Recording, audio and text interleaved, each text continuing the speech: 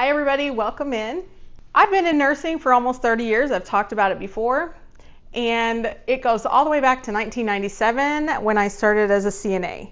So if I could go all the way back to 1997 knowing everything that I know now, the question would be, would I still choose healthcare? If I had a chance to start over, would I do it again? Let's talk about it. And if you like what you see here, then I ask that you like, subscribe, and follow for more. And if you think it will help somebody else, then I ask that you share it and spread it around. So I started as a CNA, and I've talked about that before, went up to an LPN and then became an RN. And, I spent a lot of years in long-term care, then I moved into hospice and even into leadership. And the question that you ask is, question that I'm asking myself is, would I do it again? Would I start over again and still choose healthcare? I didn't start at the top, and I've talked about this many times before. I started as a CNA in long-term care when I was 19 years old. And, I became the LPN and worked my way up to an RN. And I think that each role that I did taught me something different about healthcare. And it taught me something different about patients, families, coworkers, and I learned different things about myself through each role that I've been in. And I didn't have a straight or perfect career path. I grew into nursing. I grew into the role that I have now.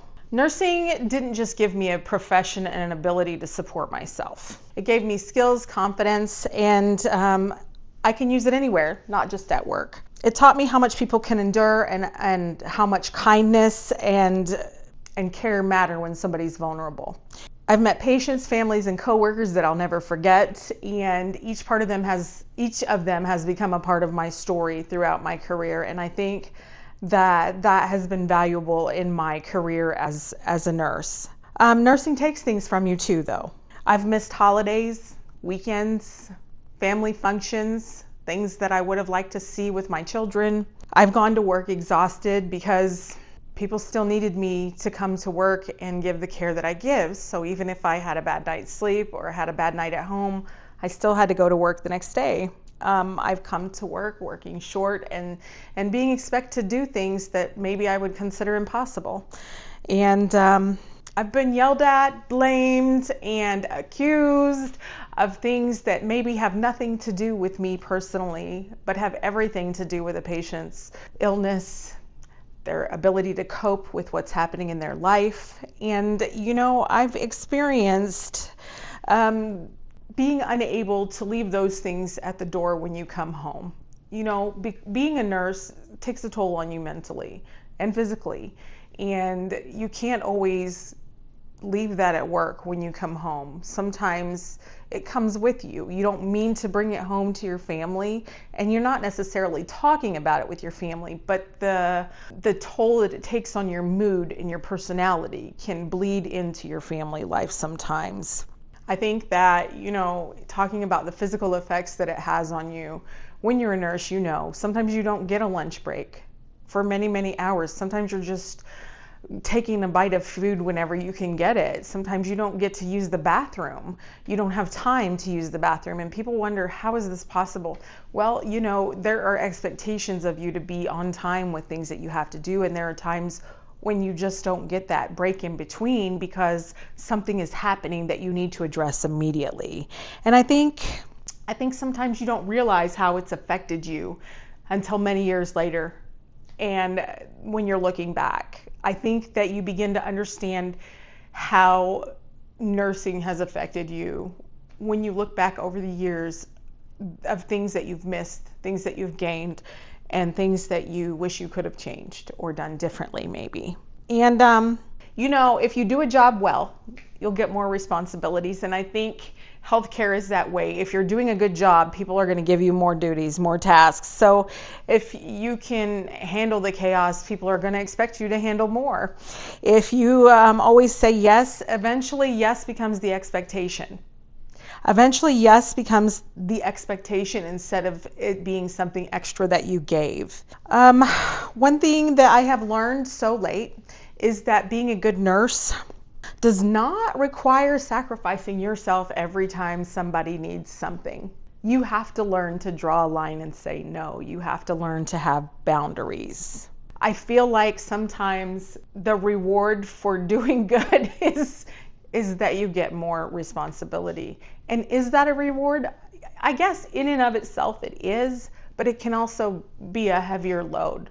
So I think it's really important that you have to learn when to say no, so that the expectation is not always that you're going to say yes when you don't have yes available to give, right? And there were days when I did not want to keep doing this job. There were days when I said, I don't know what I'm doing here anymore. I quit. I'm not doing this. This isn't for me. And it isn't because I didn't care about my patients anymore, or because I didn't like being a nurse, or because I didn't like talking to my patients or seeing my patients. It's just that all of the things, sometimes, the staffing situations, the documentation requirements, things that they want you to do, they take a toll on you. And you begin to ask yourself if it's enough, if you can continue to give of yourself without getting what you need, right?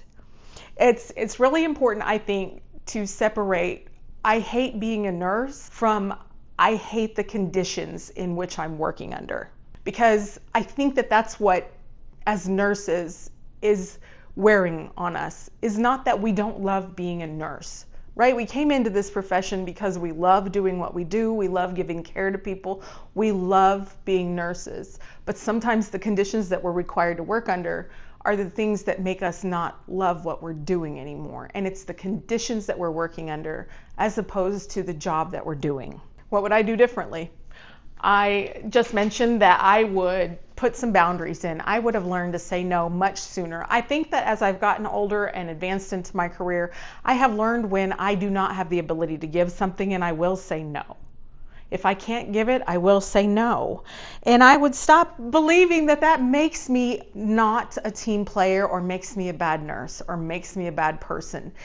Having the ability to recognize when you don't have something to give to your team is just as important as giving something to your team because you want to and because you can. If you don't have it to give and it's taking from you, it will take from your team eventually, because it will lead to burnout. And I would learn a lot sooner, because I'm still learning this one, that I cannot fix every staffing problem with myself. I cannot be the solution for every problem. I can't fix everything. And I would ask for help a lot sooner instead of waiting until it's piled on me and I'm drowning. There have been times when I've said to myself, I can do this, I've got it, but I clearly don't have it. So I would have learned to ask for help a lot sooner. And I would remember that loyalty should go both ways. If I am being loyal to this company, but you're not being loyal to me, that should matter. That should matter. My loyalty is valuable and priceless. And if you're not giving it, you may not get it. I may take it elsewhere. And I would pay more attention to what my job was costing me emotionally. And I would pay more attention to what it was costing my family, because you can't get those things back over time. I wish I would have gone to school and gotten higher degrees sooner instead of waiting until I was older. That's one thing I would do differently all the way around. I think that whatever you do in your career, however you take that path, is certainly up to you and how it fits into your life and your family and the things that you need to do. But I certainly would have tried sooner, I think, because it certainly gets harder as we get older. And would I recommend nursing to anybody today? I would not say that nursing is for everybody.